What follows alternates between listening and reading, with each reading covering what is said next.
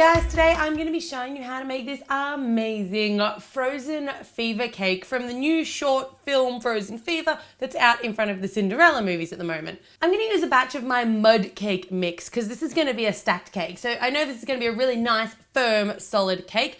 All of your recipes, quantities, tools, equipment, and useful links can be found on the MyCupcakeAddiction website, which I'll link to down below. So the first thing you need to do is you just need to carve away any crispy edges from the tops and the edges of your mud cake. That's just from the baking process. And then you can either use a cake leveler, or I'm just going to be risky and do it by eye. You just want to cut your mud cake into 3 layers. Now I like to use a little series of cake boards with kind of some non-slip mat, just separating the different cake boards. So I've got one that's going to be my one that gets messy, and then my other one is my support board, which is the same size as the cake that I'm working with. So pop down a little bit of that ganache onto the cake board, and then stack your first layer of cake. Then you want to give it a really nice, but not too thick, little coat of ganache in between the layers. This kind of sticks everything together, but it also gives you some really nice, delicious, fudgy chocolate in the middle of your mud cake layers. I'm only making 2 cakes here because this is a massive cake, so I'm going to show you how to cover and use polystyrene or styrofoam layers for the bottom 2, and the top 2 layers are going to feed about 30 people, which in my opinion is about as many people as you want at a kid's party anyway. On goes the second layer of mud cake, and repeat the process with a bit more ganache, and then on goes the top layer. Make sure that you are giving your sides and the top of your top layer a really nice thin crumb coat of ganache, and then you want to pop that off into the fridge for about 15 minutes to let that first coat firm up. Once it's firmed up, you can come back and add a generous amount of ganache all around the outsides, and you really want to add a fair bit here because you want it to go like sort of out over the outer edges of that cake board. Then I'm going to use a scraper to scrape back those edges. You might need to do this a couple of times. You really want to make sure that you get a really nice smooth finish and you don't have any little air pockets or anything. And once you're happy with your sides, you can use your little scraper just to even off the top. Not worrying about the top edge of your cake, so long as you're relatively happy with the smoothness of the top and you're really happy with the smoothness of the sides, you can pop that back off into the fridge only for about 15 minutes to firm it up. And then I like to use either a hot knife or some boiling water and my offset spatula. And I sort of heat up the spatula and then use the heat in the spatula to trim away any of those edges and just do a bit more smoothing to make sure I've got a really nice, even, level, smooth, perfectly ganached cake. When you're happy with the shape of your cake, brush it with either some plain water, or you can make a really easy, simple syrup by just microwaving a tablespoon of apricot jam with about 30 ml of plain water. Pop down a generous amount of corn flour and roll your fondant out to about 2 or 3 mils, and then you want to pick it up and place it over your moistened, water-covered cake. Now secure your top edges first here. Make sure that they're really nice and flat and try and push any air pockets that you might see out to the sides. And then you want to secure the top of your outside edge. Once you're happy that everything's looking nice and firmly stuck down, then you can use the heel of your hand or the palm of your hand to sort of just smooth around the outside edges. And you can see that I'm pulling the fondant out a little bit as I smooth it down to stop me getting any wrinkles. Before you trim them away, you want to push the fondant right into the base of the cake so that it's forming a bit of a seal. And once you're happy that it's all sort of pushed almost into the cake board, then you can use a pizza cutter rather than a knife to trim right up close to the cake all the way around the edges and remove any excess. Smooth that off as best as you can with your hand, and then if you've got something like, I've got one of these really cute little, they're actually called a cake smoother.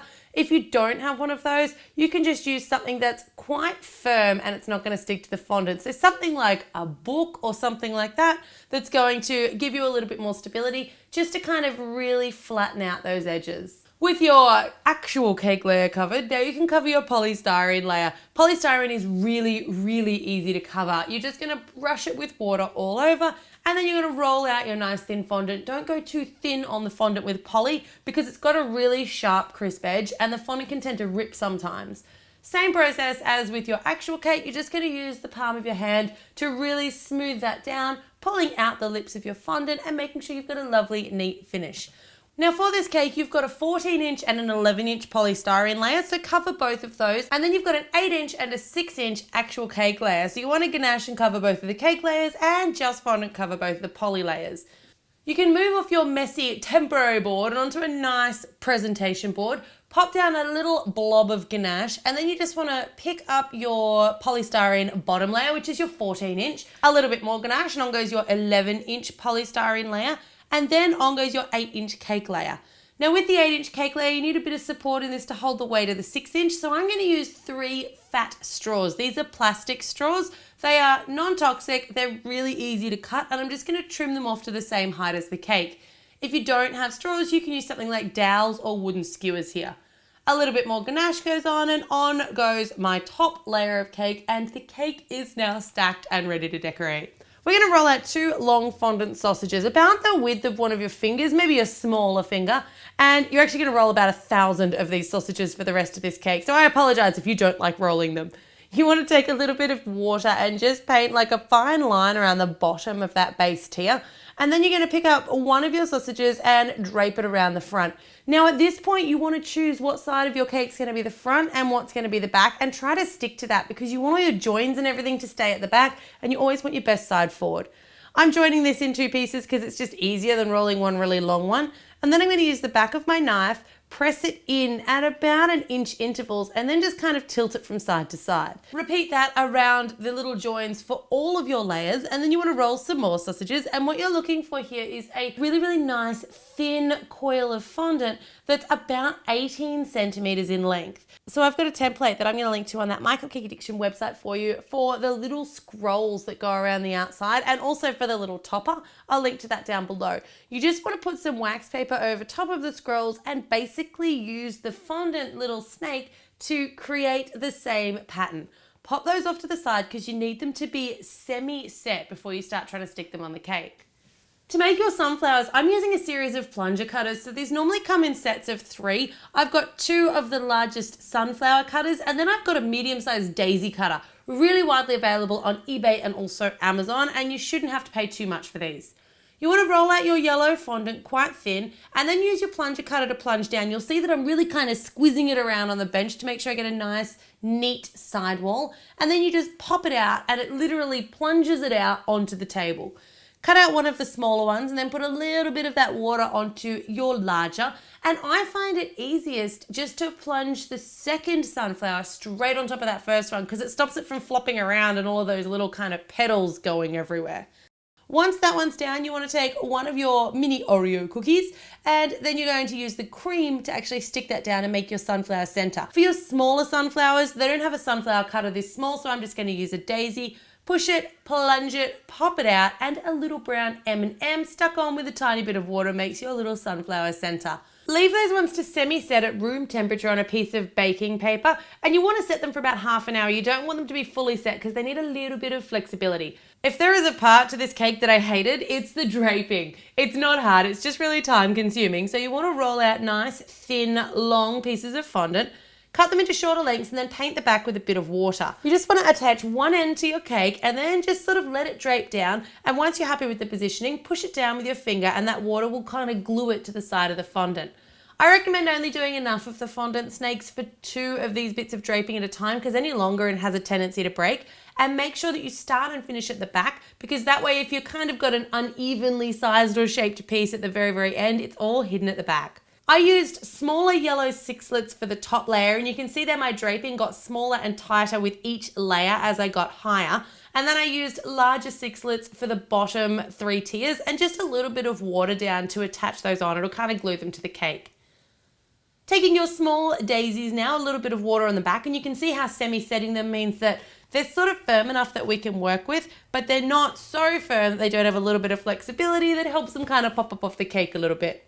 Use your water to glue them in between those little pieces of draping, and then you want to take your semi-set little swirls and once again a bit of water on the back and stick them straight to the side of the cake. You can see here how semi-setting those has really improved the ability to be able to pick them up and move them around. Pop some icing sugar or some powdered sugar into a sifter and you're just going to give your cake a really nice light dusting of snow. And then you want to roll out a little bit of green fondant and take a circle cutter to make some leaves. If you've got a leaf cutter, that's nice too, and will give you a slightly more detailed leaf, but I'm just going to use a knife just to put on like the little center line and some little lines up the edges to give it the veining. Take one of your semi-set sunflowers and put a bit of water on the back, and then you want to take it and you're going to position it. So I started at the front here rather than the back because I want my front to be really nice and even. And you can see there, because they're still a bit flexible, they kind of like move around that draping and they sit in, but they still pop up off the cake and they're firm enough to hold their own weight. A bit of water on the back of your leaf, and one of those goes down next to each of your sunflowers. Don't put these sunflowers too close together because A, they'll look messy, but B, you'll have to make a ton more of them, and ain't nobody got time for that. So when you get to your next tier up, you want to make sure that your sunflowers are in between the two sunflowers that you've placed on the tier down below. Once again, don't worry if this isn't the case all the way around. Look with your eye for the nicest and most even positioning without your sunflowers being too close together, and make sure you've got a leaf beside each one. There'll be a link on the blog post to this little topper, so you just want to cut it out, and I printed mine out on some like heavy duty cardstock. Cut around it and then use 2 long skewers and some sticky tape just to give it some kind of toothpicky legs to stick into the cake. Stick that in as your cake topper, and your frozen fever cake is now complete. One of the things I love about this cake is that it's massive and over the top, but you're not going to be left with a ton of leftover cake. Like, this thing's the size of a wedding cake, guys. I've got a few other great frozen ideas on my channel. Make sure you subscribe to the channel if you want to see more from me. Check out the playlist with all the other frozen stuff. Give it a thumbs up. Share if you know someone that loves frozen. And guys, as always, thank you very much for tuning in to My Cupcake Addiction.